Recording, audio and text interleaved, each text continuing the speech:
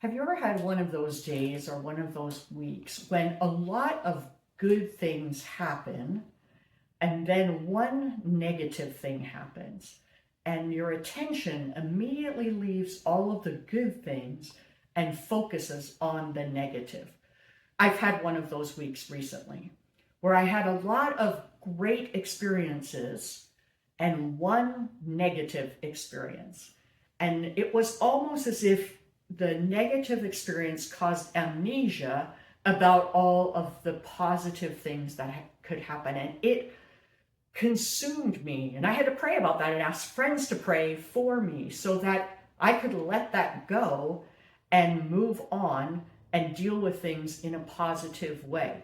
And I've been thinking about why is that? Why is that negative things have such a profound effect on us, outweighing many positive things? If you were weighing the scale, it would seem like the positive would weigh much more heavily, but in fact, the negative often does. And as I was thinking about it, I thought, I think that's because that's not what we were made for. When we have a bunch of good interactions with people, when we have a lot of good relationships with people, and then we have a negative interaction, a negative relationship, we weren't made for negative relationships. We were made for unity. We were made for fellowship with God, with other people in a perfect way. And I think that those negative things consume us because they remind us that this is not what we were made for. This is not how things should be. And it got me thinking about that passage in Romans chapter 8, where Paul writes, "We know that the whole creation groans and suffers the pain of childbirth together until now.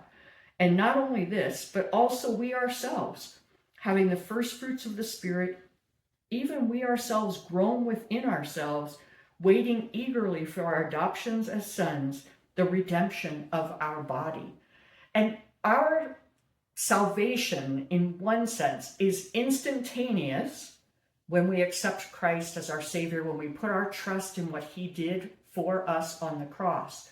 But in another sense, it's a process that won't be completed until we are in heaven, in the new heaven and the new earth, when we have new bodies, when all of those things that are broken now are restored, when all the broken things become whole again, when all of the negative relationships, when the disunity is put away and we live in perfect unity with one another and with our Savior.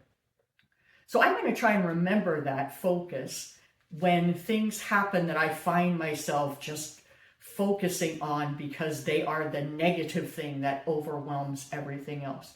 I'm going to try and take that as a reminder that this world is broken, that this world, the creation itself, is not what God intended it to be.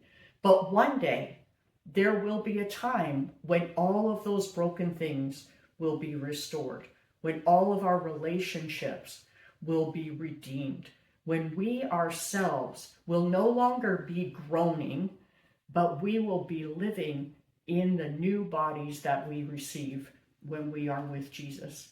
That hope for the future, I think, can help us deal with the negative impact of things in the present.